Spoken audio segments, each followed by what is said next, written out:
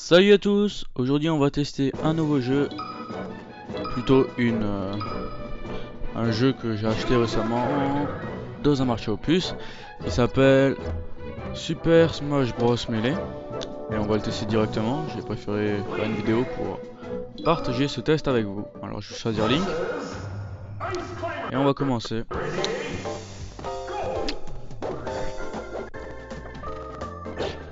Alors faut savoir que Super Smash Bros Melee c'est un jeu quand même qui est déjà pas mal vieux, qui est sorti en 1999 si je me trompe pas, sur Nintendo 64. Oui, j'ai encore regardé ma vieille Nintendo 64 pour pouvoir faire ce test. Et c'est un jeu qui m'a beaucoup plu quand j'ai joué chez un pote. Puis j'ai eu envie de l'acheter récemment. Je l'ai pas trouvé, je l'ai cherché partout sur eBay. Ou sur Amazon, des sites comme ça. Quand tout d'un coup, signe du destin, je le vois sur un stand au marché aux puces. Donc premier réflexe, waouh. Deuxième, je l'ai acheté. Super Smash Bros Melee, c'est un jeu qui mélange à peu près les personnages de plusieurs jeux vidéo pour en faire un gros mix et les faire à peu près se tabasser entre eux. C'est un petit peu là. Le but en fait c'est comme un Tekken, c'est de démonter la gueule à l'adversaire pour gagner.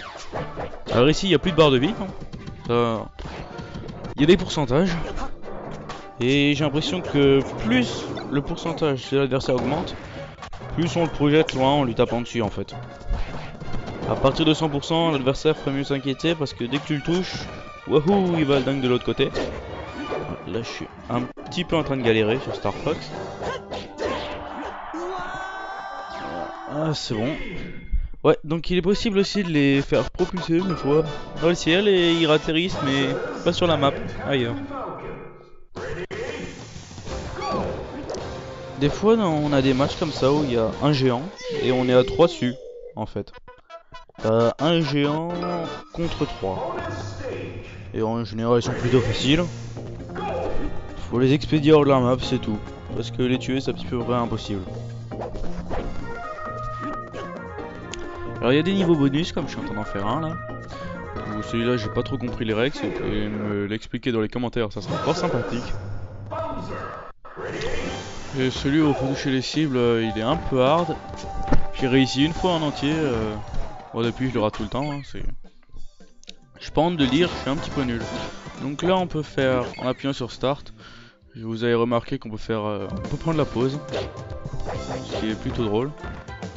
Ce qui m'a permis quand même de faire pas mal de captures d'écran. Oui, parce que j'ai installé un logiciel sur la Nintendo 64 qui me permet de faire des captures d'écran. Bon après je dois insérer une clé USB à l'intérieur pour les récupérer, hein, c'est pas compliqué. Je vous montrerai pas comment ça marche parce que ben vous allez le chercher par vous-même, hein, Google est ton ami. J'essaierai de le mettre dans la description, mais je vous promets rien quoi. C'est que si je suis... De 1 si je retrouve le site en fait. Surtout si je retrouve le site parce que ça fait quand même pas mal de temps que je l'ai, ça fait bientôt 4 ans. Et je suis pas sûr si je le retrouve, mais bon, vous pouvez chercher sur Google. Mon combat contre Bowser est un combat acharné. J'ai fini par gagner. Je m'excuse un peu pour la mauvaise qualité du son, hein, qui est quand même un peu à chier, on peut le dire.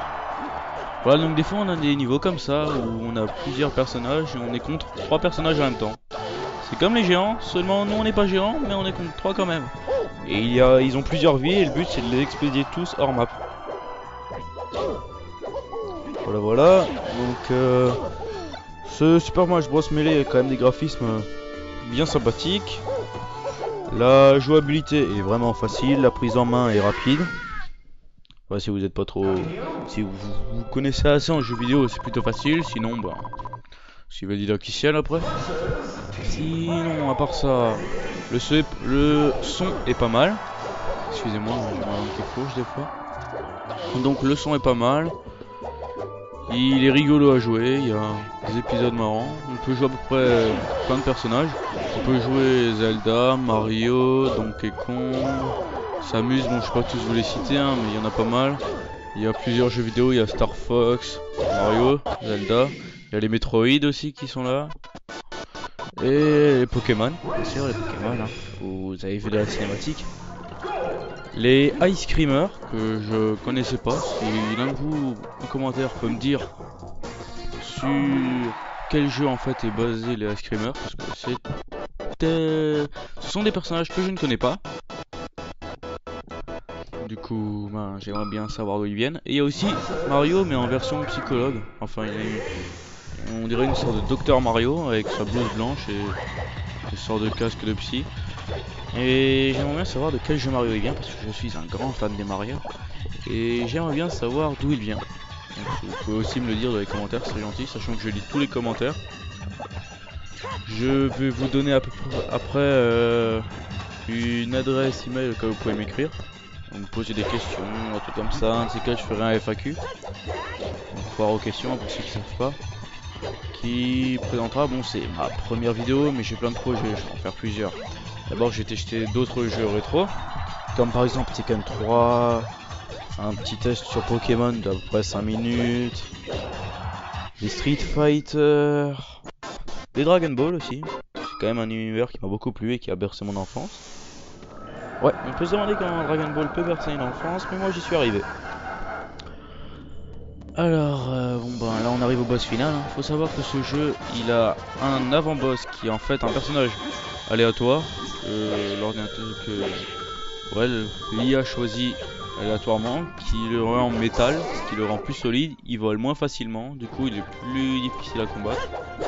Désolé pour la pause, je me suis gouré de boutons. Après on a une sorte de boss, c'est une main. Sincèrement j'ai pas compris, je crois que c'est la chose de la famille Adams. Je crois qu'elle s'appelle la chose, je sais plus. Ouais, c'est une main sans bras qui se balade quoi. Et voilà, donc c'est un combat quand même un petit peu compliqué parce qu'elle vole dans tous les sens, elle est en l'air donc elle est difficile d'atteindre. Mais ça va quand même. J'ai mis à peu près...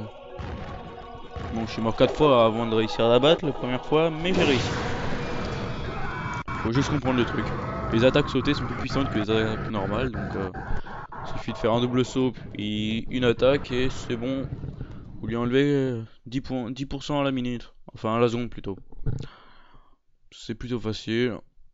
Donc voilà, là je viens de battre le boss final. Le jeu, enfin le mode, certains modes sont quand même vite finis. Le mode aventure ou le mode classique, comme je viens de vous le montrer, sont plutôt faciles. Après on gagne des jetons et comme vous pouvez voir, ce n'est pas ma première partie puisque j'ai gagné avec à peu près tous les personnages. Après on a le droit à un générique en vaisseau, donc je vous le passe en mode accéléré sinon on va se faire un peu chier.